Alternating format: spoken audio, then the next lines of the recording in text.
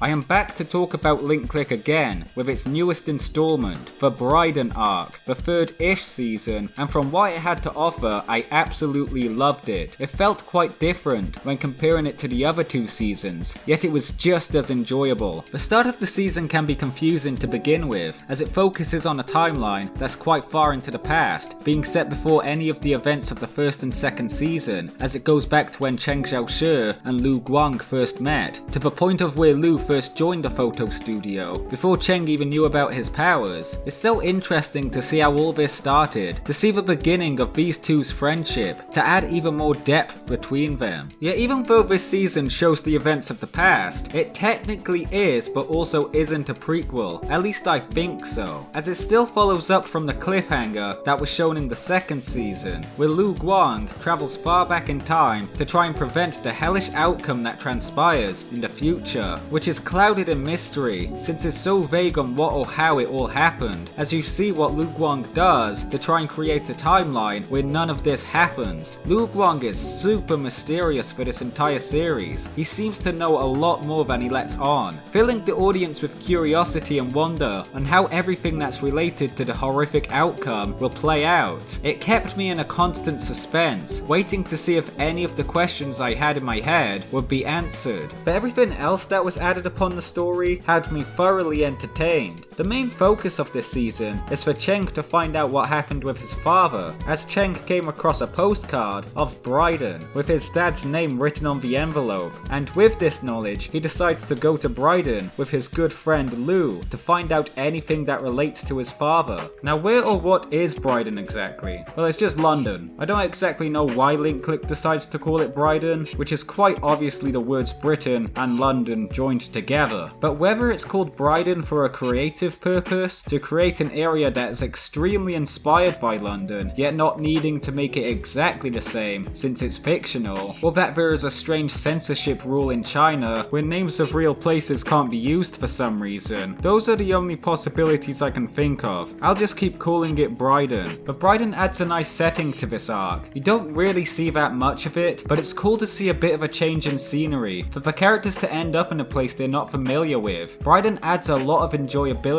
to the season. It prepared me and made me curious to see how this story was going to go with its setup. The arc also introduces us with many new characters that felt unique. You've got Felix, who was an engineering university student who became broke from a lack of income, so he decided to work for a model agency from how naturally attractive he is, and in doing so, making him become quite popular. Then there's Vane, the owner of the model agency, who Felix looks up to, with Vane does modeling more on the side and does it out of complete interest. His main career is being the boss of a business association. He is an expressive character who can be a bit uncomfortable to be around, since he can say some out-of-pocket questionable stuff that isn't normal to bring up in an average conversation. And when he also speaks English, it can be funny sometimes.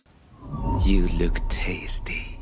Huh? The youth these days don't seem to know their manners.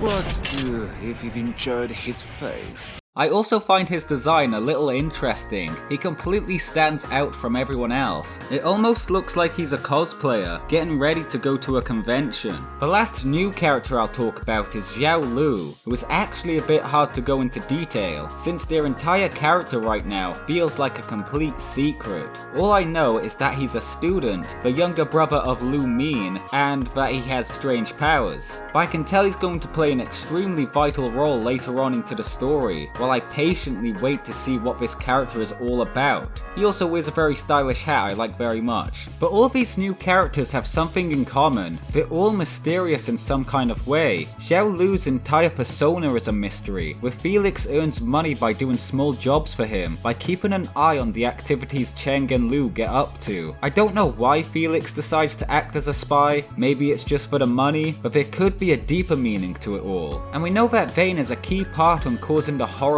outcome in the future that Lu Guang is trying his best to prevent.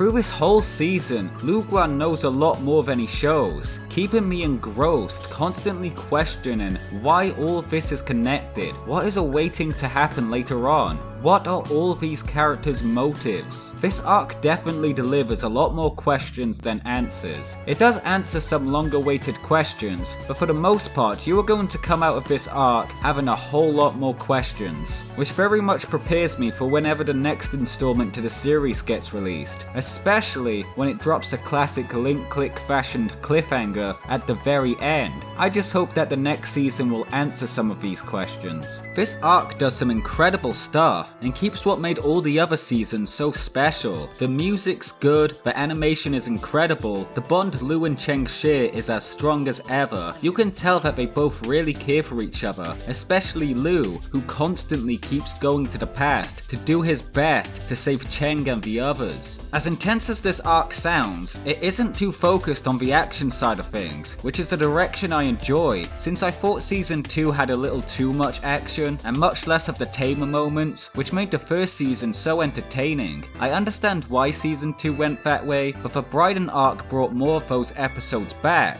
A big chunk of the first episode of this arc is the gang going to a game convention, with other moments just like this sprinkled in. There was also a small detail I found interesting with the trailer, where on the first glance it's nothing too special, but when you actually watch the arc, you realize that the trailer shows a different timeline of one of Lu Guang's previous attempts. This trailer scene is nowhere to be seen in the actual season. I think it's unique in a way. It's a nice detail to look back on, to add a bit more to the story. I honestly love this season. It has some great characters, many mysteries waiting to be revealed, with Briden being a nice change of atmosphere, yet the season is only 6 episodes. To be fair, the first episode is an hour long, but it's very quick to get through if you want an easy watch. There is a part of me that wishes I could see more of Briden, with the characters staying there a bit longer, but I think the arc did conclude itself well enough to prepare you for the next season.